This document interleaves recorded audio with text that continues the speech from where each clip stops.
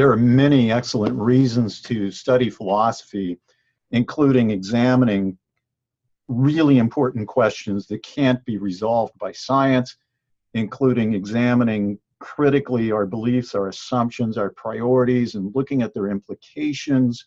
Those are really good reasons for studying philosophy, but what we're focusing on here are the data that show that there are extremely positive practical advantages to studying philosophy.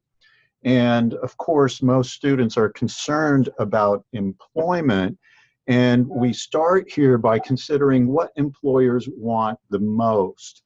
That is, what do employers wish students spent more time developing in the courses that they took? So we're focusing on the intellectual skills that employers seek.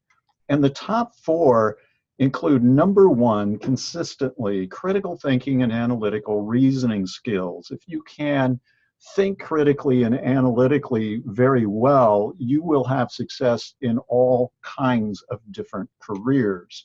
And that's also true for the ability to analyze and solve complex problems, the ability to effectively communicate orally, and the ability to effectively communicate in writing. Studies have shown that these are the top four intellectual skills that employers wish students would spend much more time on while they're in college taking courses. Now, how could you measure these skills? Well, we have test scores that measure the skills, and those include the GMAT, the LSAT, the GRE, and the MCAT, and we'll look at those data. And the skills are also rewarded by employers through salary increases. Obviously, if this is what employers want, as employees have these skills developed, they will be rewarded with their salary. So let's look at the data on the test scores. Here's a chart showing the top 5 LSAT scores by major. Now, these are majors with more than 1,000 students taking the LSAT, so it would not include mathematics and physics, which combined as a discipline is right up there at the top with philosophy and economics.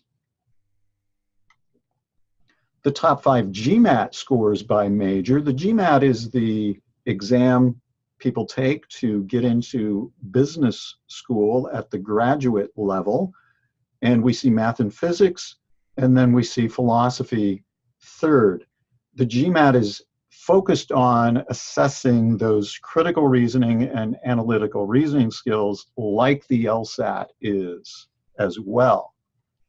When we go to the GRE verbal skills, you won't find math and physics here, but you see that philosophy is number 1, above English, which you might suspect would be number 1, but actually philosophy majors on average score higher in the verbal section of the GRE.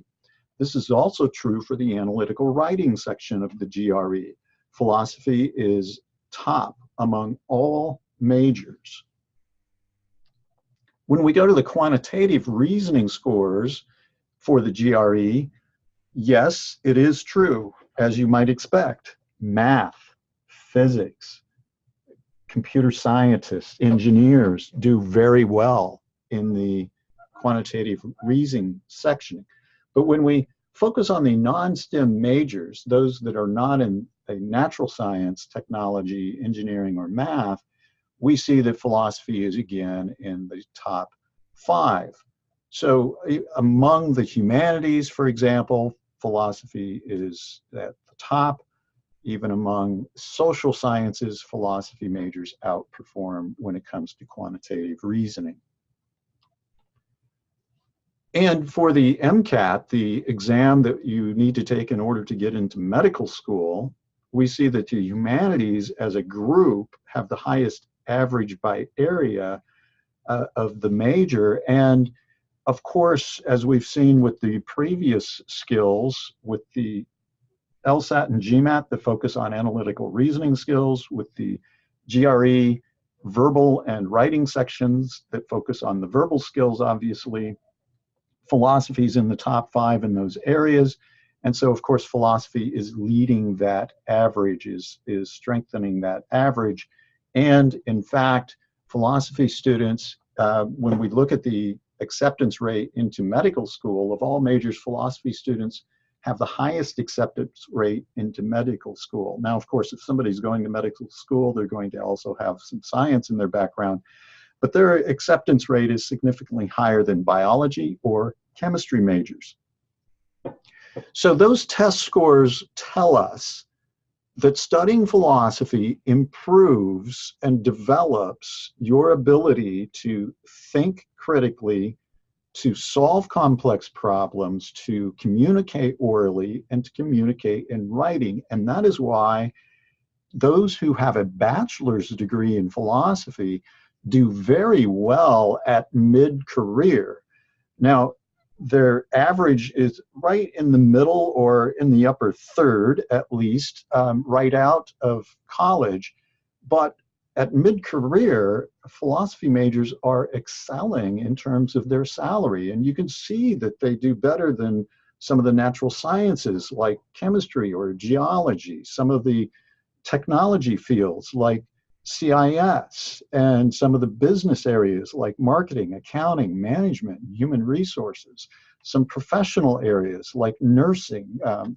If LEJA were on the chart, it would be far to the right. RPTA would be far to the right.